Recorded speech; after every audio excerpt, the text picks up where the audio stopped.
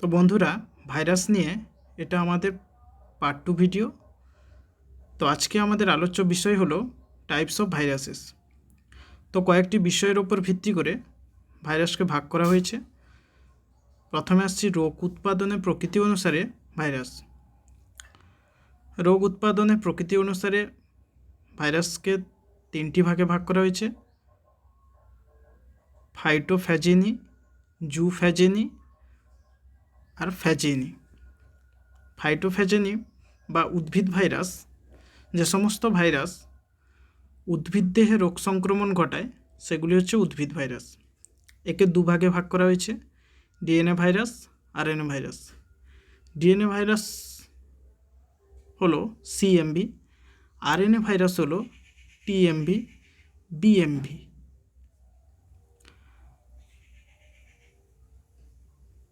জুফ্যাজিনি বা প্রাণী ভাইরাস, একে দুভাগে ভাগ করা হয়েছে: DNA virus, RNA virus. DNA virus হলো vaccinia variola virus, RNA virus হলো influenza polio virus. Phage virus, phage ভাইরাসকে 4টি ভাগে ভাগ করা হয়েছে: ব্যাকটেরিওফাজ, সায়ানোফাজ, মাইকোফাজ, ফাইকোফাজ। ব্যাকটেরিওফাজ এর উদাহরণ হলো ইকোলাইকে সংক্রমণকারী কলিফাজ। সায়ানোফাজ নীলাভ সবুজ শৈবালকে সংক্রমিত করে, উদাহরণ হলো LPP1। মাইকোফাজ, এই সমস্ত ফাজ ছত্রাককে আক্রমণ করে। এর মধ্যে রয়েছে অ্যাক্টিনোফাজ, জাইমোফাজ। এই জাইমোফাজ ইস্টকে আক্রমণ করে। ফাইকোফাজ, এই সমস্ত ফাজ ভাইরাস শৈবালকে সংক্রমণ করে। সিএমভি, সিএমভির ফুল ফর্ম হচ্ছে cauliflower mosaic virus. TMV tobacco mosaic virus. BMV brome mosaic virus. এই বিএমভি ব্রোমাস জাতীয় ঘাসেদের সংক্রমণ ঘটায়।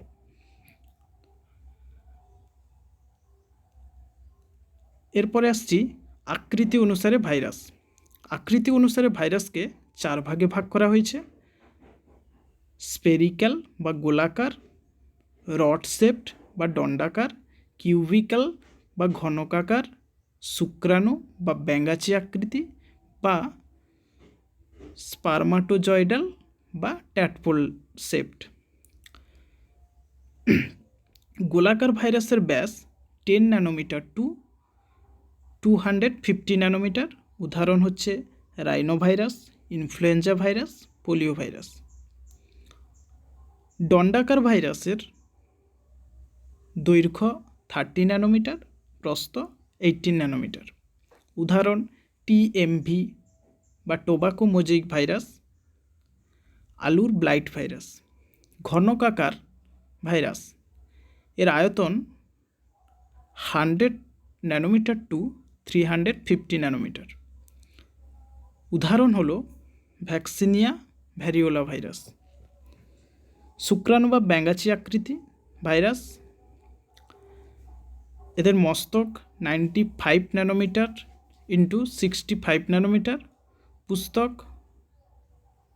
পুচ্ছ 110 ন্যানোমিটার ইন্টু 25 ন্যানোমিটার। এদের উদাহরণ হচ্ছে T2, T4।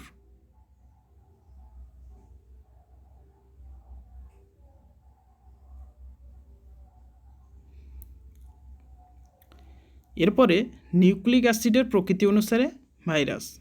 নিউক্লিক অ্যাসিডের প্রকৃতি অনুসারে ভাইরাসকে 3 ভাগে ভাগ করা হয়েছে: আরএনএ ভাইরাস রেখাকার, ডিএনএ আরএনএ ভাইরাস বা DNA virus, RNA DNA virus বা retrovirus.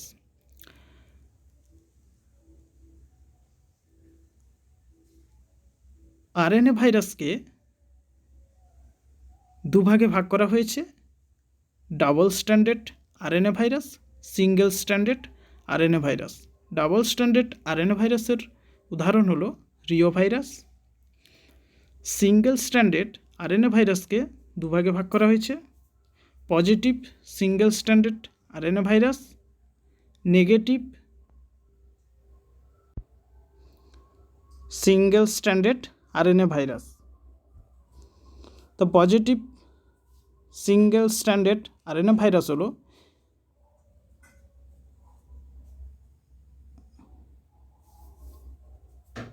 TMV, negative single standard RNA virus হলো ইনফ্লুয়েঞ্জা ও পোলিও ভাইরাস।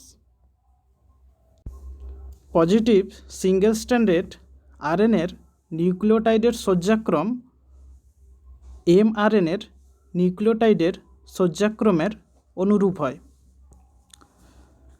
আর নেগেটিভ সিঙ্গেল স্ট্যান্ডার্ড আরএনএর নিউক্লিওটাইডের সজ্জাক্রম এমআরএনএর নিউক্লিওটাইডের সজ্জাক্রমের পরিপূরক হয়। এরপর আরএনএ ডিএনএ ভাইরাস বা রেট্রোভাইরাস,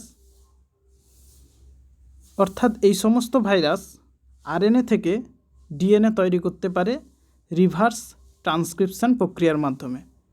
এর উদাহরণ হচ্ছে এইচআইভি ভাইরাস বা হিউম্যান ইমিউনোডেফিসিয়েন্সি ভাইরাস।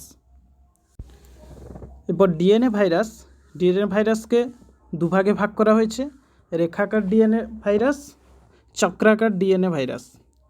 রেখাকার ডিএনএ ভাইরাস দুই প্রকার, double standard DNA virus, single standard DNA virus. Double standard DNA ভাইরাসের উদাহরণ হলো vaccinia variola virus. Single standard DNA ভাইরাসের উদাহরণ হলো কলিফাজ এফডি। চক্রাকার ডিএনএ ভাইরাসকে দুভাগে ভাগ করা হয়েছে, double standard DNA virus, single standard DNA virus. Double standard DNA ভাইরাসের উদাহরণ হলো simian virus 40। Single standard DNA ভাইরাসের উদাহরণ হলো পরসিন সার্কোভাইরাস 2 বা PCV2। এরপর আবরণের ওপর ভিত্তি করে ভাইরাসকে 5 ভাগে ভাগ করা হয়েছে। প্রথমে রয়েছে ভাইরয়েড, কেবল নিউক্লিক অ্যাসিড নিয়ে গঠিত। এদের nucleic acid single standard RNA, কোনো ক্যাপসিড আবরণী থাকে না, তবে পোষক দেহে প্রবেশের পর ক্যাপসিড গঠন করে। ক্যাপসিড হলো ভাইরাস যে প্রোটিন আবরণী দ্বারা আবৃত থাকে তাকে ক্যাপসিড বলে।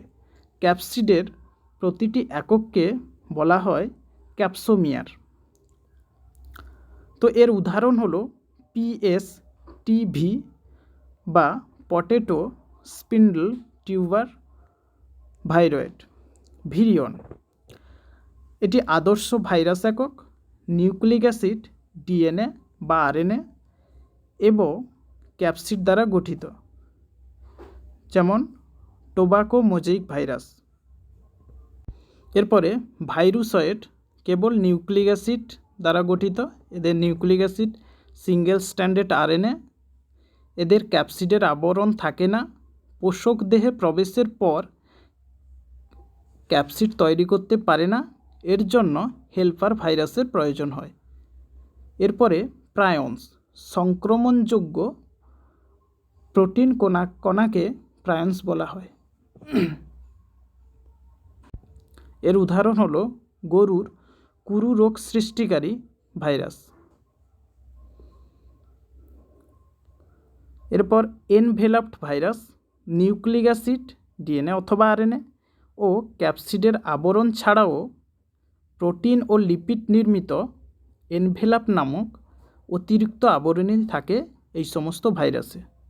উদাহরণ হলো করোনা ভাইরাস, হেপাটাইটিস ডি। এরপর জননের প্রকৃতি অনুসারে ভাইরাস। জননের প্রকৃতি অনুসারে ভাইরাসকে দুভাগে ভাগ করা হয়েছে, লাইটিক ভাইরাস আর লাইসোজেনিক ভাইরাস।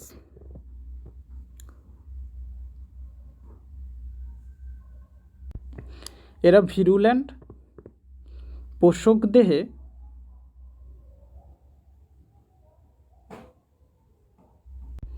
লাইটিক ভাইরাস, এরা ভিরুল্যান্ট, পোষক দেহে দ্রুত সংক্রমণ ঘটায় এবং দ্রুত কোষপ্রাচীর বিদীর্ণ করে বাইরে বেরিয়ে আসে। উদাহরণ হলো টি সিরিজ ফাজ, যেমন T4। লাইসোজেনিক ভাইরাস, এরা আভিরুল্যান্ট বা টেম্পারেট, মৃদু সংক্রমণ ঘটায় এবং ব্যাকটেরিয়ার ডিএনএ অণুর সঙ্গে নিজের ডিএনএ অণু সংযোগ ঘটিয়ে প্রোফাজ গঠন করে।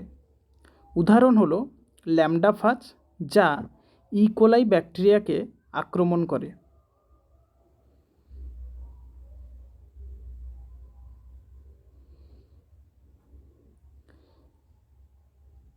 এরপরে রয়েছে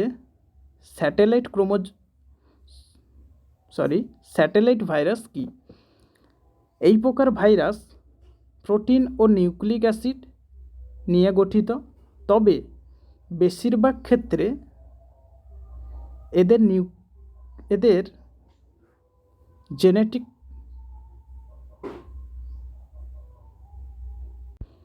জেনেটিক মেটেরিয়াল আরএনএ থাকে। এদের রেপ্লিকেশনের জন্য হেল্পার ভাইরাসের প্রয়োজন হয়। এক্সাম্পল, হেপাটাইটিস ডি এর হেল্পার ভাইরাস হলো হেপাটাইটিস বি। অর্থাৎ হেপাটাইটিস ডি হলো একটি স্যাটেলাইট ভাইরাস।